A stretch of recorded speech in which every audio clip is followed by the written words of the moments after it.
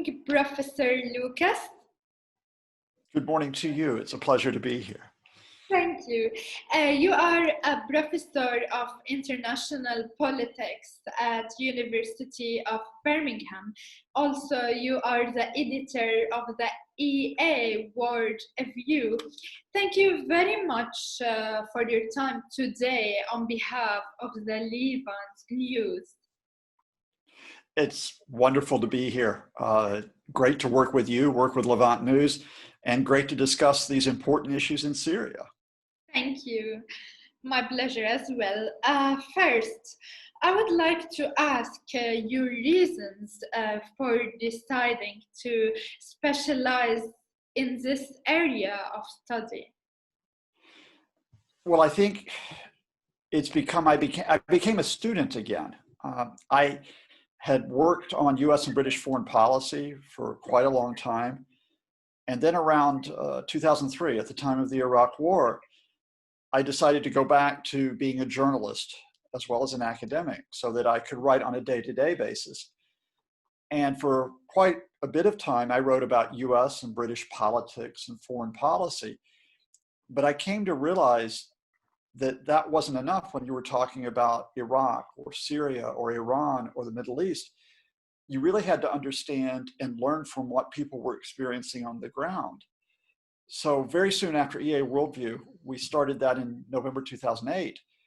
We had the Iran protest, these mass protests against a disputed presidential election, protests for rights, justice, for legitimacy of government, all these issues that would become important in Syria later on.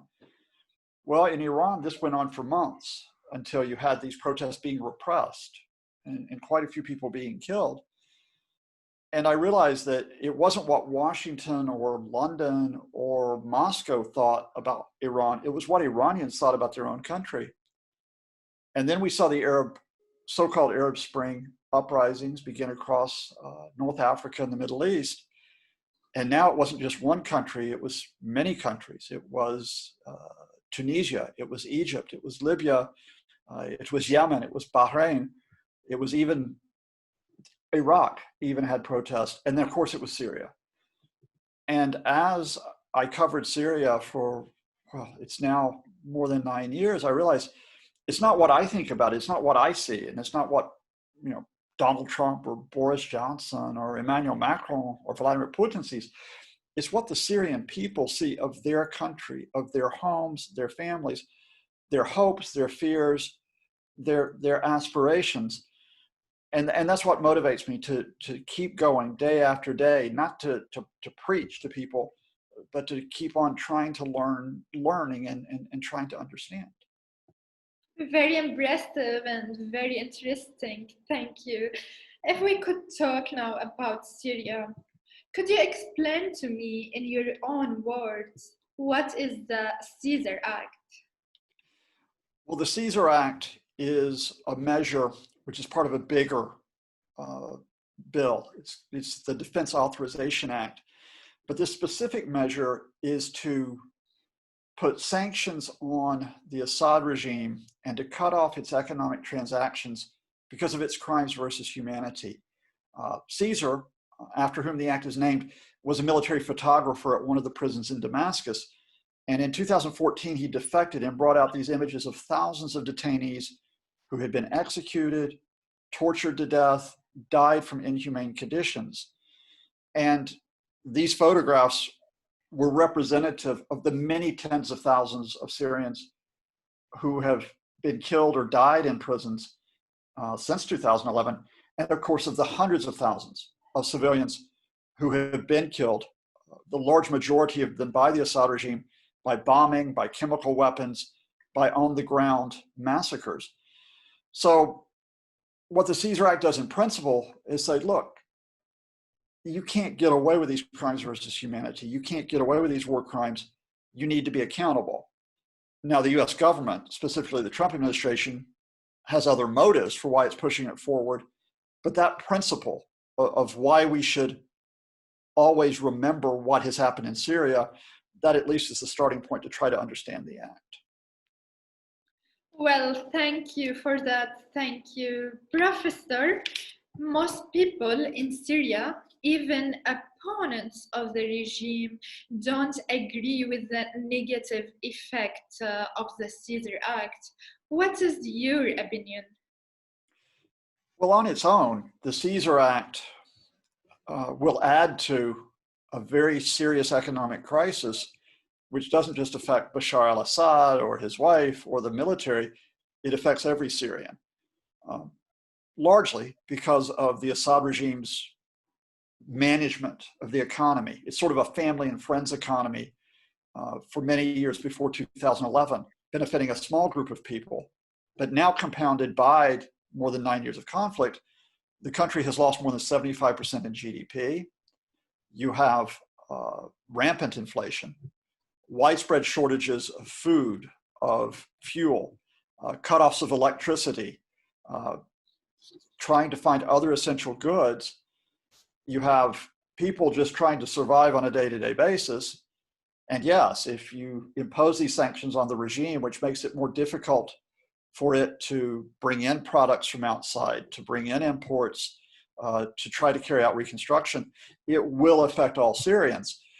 But for me, I think that lesson is that the Caesar Act has to be part of something wider if you are really trying to deal with the Syrian situation. You can't just use it as a hammer. In other words, let's start with the idea that as long as the Assad regime, as long as Bashar al-Assad and a very small group of people, including his family, are in charge, Syria will never be stable. It's not just the many millions who have been displaced. It's not just the hundreds of thousands who have been killed. It's just a widespread part of Syrian society, most of the country possibly, who cannot see a way forward with a president who killed a lot of them. And so if you cannot have stability with Assad in power, he has to go. But how does he go? So the Caesar Act has to be part of discussions for a political transition.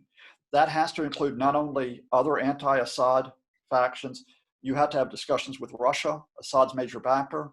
You have to have discussions with Iran, his other essential supporter. You have to make this an international effort to look for a genuine political transition. And as part of that, because it will take time to get there, you have to protect as many Syrians as you can by genuinely bringing in arrangements where they will not be bombed, where they will not be attacked, where they can get humanitarian aid. So you have to not only try to look at Syrians in regime-held areas, you have to try to protect and provide aid to Syrians in the opposition-held Northwest and in the Kurdish-controlled Northeast. In other words, you protect those areas, and civilians in regime-held areas can say, okay, maybe there's a way forward, but we do this on the basis of discussions, a way forward where it's not just you live or you die, but you have this managed transition to get beyond Bashar al-Assad. Very interesting. Thank you. As we have heard recently, a lot of reports saying that the poverty in Syria is rising, and a lot of or most Syrian people, they can barely afford their basic needs. And that's happening days before the Caesar Act has even been officially applied. Professor, what do you believe is the US government motivation for imposing these sanctions? Or if I can say, do you think there are any additional motivations that go beyond Syria? Well, the challenge is that there's not just one US government. There are different groups within the US government with different motives. I mean, if you start with Donald Trump as president, Donald Trump knows very little about Syria. He knows very little about the Syrian people. Donald Trump's interest in Syria is merely something that he thinks will make Donald Trump look good. So he can suddenly declare, I'm withdrawing all US troops after he's had a discussion with the Turkish president, Recep Erdogan. He can suddenly say, for example, oh, I will bomb, I will attack Syria just like that, because he thinks it makes him look powerful and tough. So the US government doesn't have a joined up policy in the person of Donald Trump. Now, the Pentagon and Secretary of State Mike Pompeo, their overriding motive might be, all right, we want to punish Iran. We might even want regime change in Iran. So we'll add to the sanctions on Iran by hitting Bashar al-Assad, who Tehran supports. And I think there's an element of that there. But I think there are others who are in the State Department and the US government who say, well, we have to make sure that the Kurdish groups, they remain in control of Northeast Syria. We cannot betray them or leave them behind because we've worked with them for several years. And then I think you even have some people in the US government, you know, not all of them are completely cynical. Some of them genuinely believe there have been crimes against humanity. There have been people in the Justice Department, in the State Department who have documented these war crimes. We cannot let these crimes against humanity go unrecognized. Therefore, we need to have these sanctions. We need to have the Caesar Act. So you have all these mix of different motives.